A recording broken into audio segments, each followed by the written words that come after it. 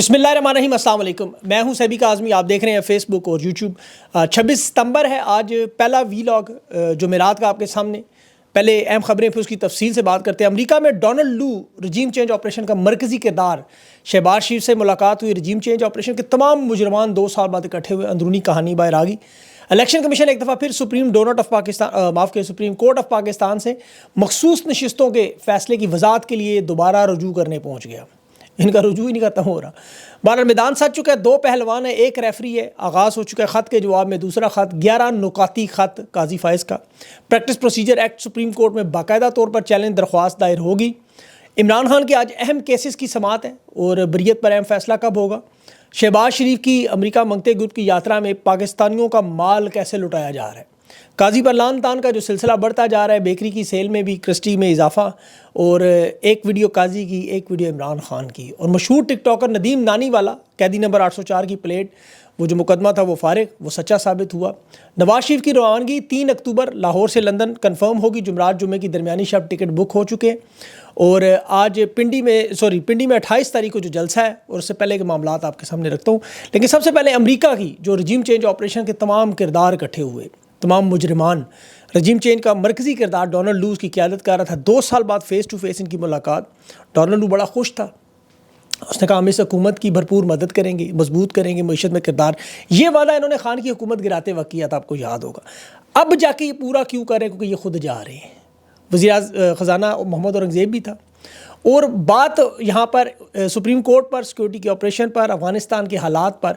याद रखें ये वो शख्स है जिस पे अमेरिका के अंदर सेनेट में हियरिंग हुई। पूरी दुनिया में इसका रजीम चेंज के हवाले से ख़त लिखने में, साइफ़र लिखने में, जनरल बाजवा को वो जो फाहिश गुफ्तगू भी थी वो भी सामने आई थी। ये सब कुछ सेनेट की हियरिंग में हो चुका है। और पाकिस्तान में इमरान खान पर साइफ़र का मुकदमा इमरान खान जीत चुके हैं। साजिश मुदाखलत साबित हुई और आज इसके साथ घुटनों के पास शहबाज शरीफ बैठा हुआ, क्योंकि IMF से $7 अरब की भीख चाहिए थी। इसने कहा जी आपने हमसे वादा किया था, खान की हुकूमत गिराई है, उसकी पार्टी तो हमने तबाह बर्बाद कर दी, मुल्की मईशत आपके कहने पे ठिकाने लगा दी, आप सिर्फ हथियार रह गए, अब पैसे दें, आप खर्चे पूरे करें, हमारे पास तो मालो दौलत हमें तो चाहिए, अवाम पे जो लुटाना है वो हमने अपने ऊपर लुटाना है। 7 अरब 37 महीने का प्रोग्राम, वो मैं आपको कल तफसील से बता चुका हूँ। उसका फ़ायदा पाकिस्तान की अवाम को कोई नहीं होगा। IMF की शराइत में जैसे श्रीलंका में फ़ौज में कमी हुई, यहाँ पर भी वही होगा। जो खान ने जो बातें की वो ऐसे ही दुरुस्त हो रही हैं एक एक करके।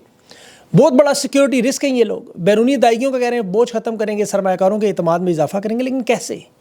कोई एक भी फॉरेन डायरेक्ट इन्वेस्टमेंट का दूर दूर तक कोई आसार नहीं। डॉक्टर जाकिर नाइक को बुलाया जा रहा है, हिंदुस्तान बिल गेट्स को बुला रहा है। अंदाज़ा कर लें आप खुद। $10 करोड़ की पहली 1 अरब 10 करोड़ डॉलर की जो किस्त मिली है, कहाँ जा रही है?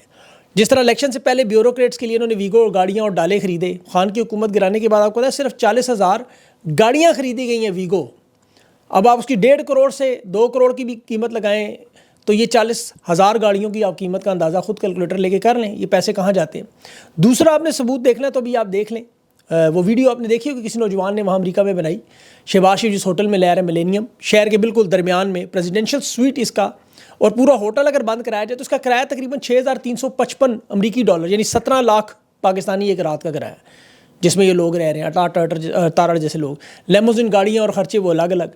अब पाकिस्तान की अपनी एम्बेसी भी मौजूद थी, आपको याद होगा 2022 में, जो इन्होंने एक हिंदुस्तानी और यहूदी ग्रुप के आगे 4 से 6 मिलियन की जो हाईएस्ट बिड थी उस वक्त बेचने की खबरें दी।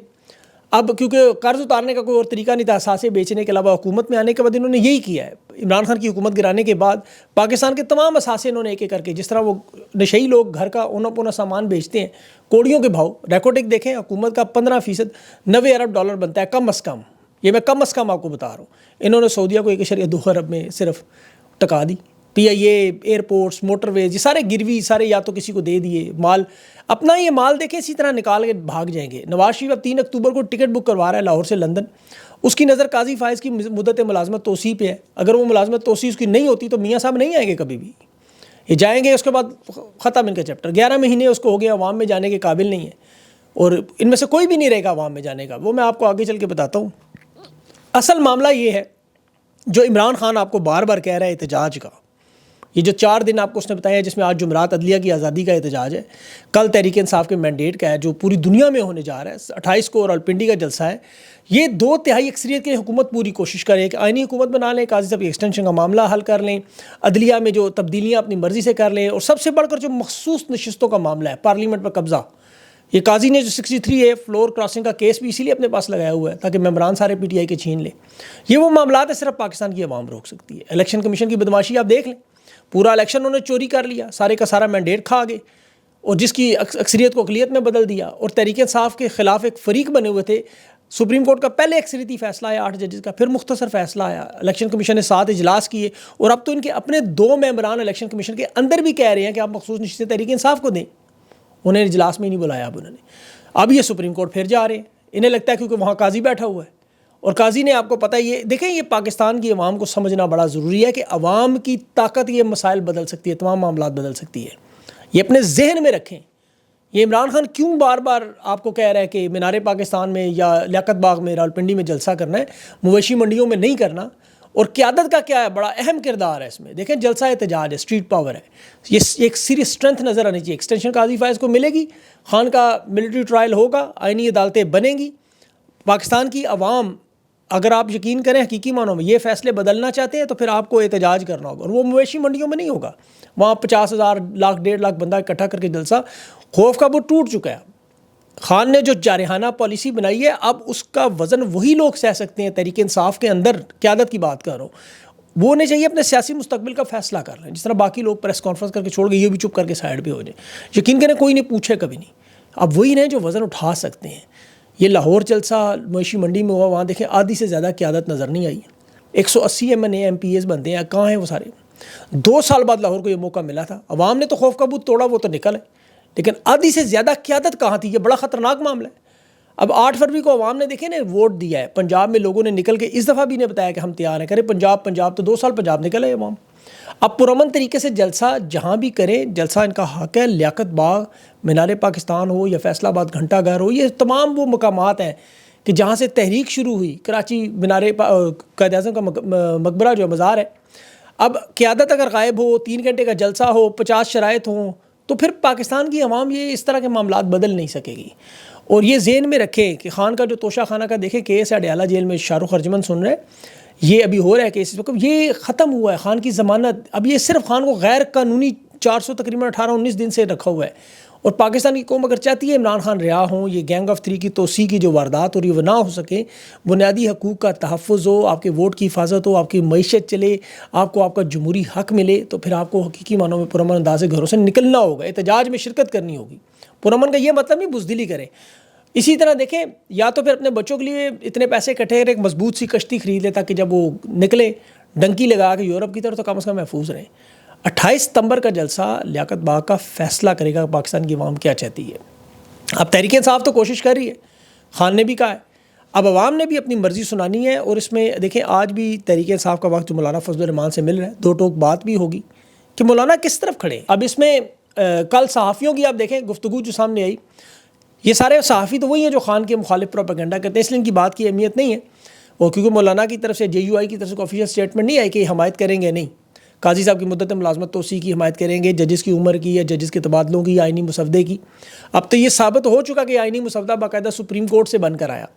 لیکن مولانا صاحب کا ماضی آپ جانتے ہیں کہ وہ ہمیشہ عین وقت پہ کلٹی مار جاتے ہیں, اپنا وزن بڑھانے کی کوشش کر رہے ہیں. تو اس وقت وہ پھنسے ہوئے ہیں کیونکہ انہیں پتہ ہے کہ عوام ساری کی ساری اس طرف کھڑی ہے. لیکن اگر مولانا کی واردات ہوئی تو پھر یہ ترامیم ہو جائیں گی. تو عدلیہ کے حوالے سے اب اس وقت دیکھیں 2 پہلوان میدان میں ہیں. ایک طرف قاضی فائز ہیں, دوسری طرف جسٹس منصور علی شاہ ہیں, ان کے ساتھ اکثریت کھڑی ہے. قاضی صاحب نے خط لکھا تھا, پریکٹس پروسیجر کا معاملہ تھا, صدارتی آرڈیننس تھا 63A فلور کراسنگ ممبران کے ووٹ کا, اس پہ منصور علی شاہ نے انہیں جواب دیا. اور آپ کو پتہ پہلے تفصیلی فیصلہ, اب تفصیلی فیصلہ بھی آ گیا ان کے مختصر خط کے بعد. تو یہ کہ لڑائی چل رہی ہے ان کی. اور اس میں دیکھیں ریفری کا اصل کردار جو ہے نا, پہلے اسٹیبلشمنٹ کرتی تھی, اب وہ عوام کر رہی ہے.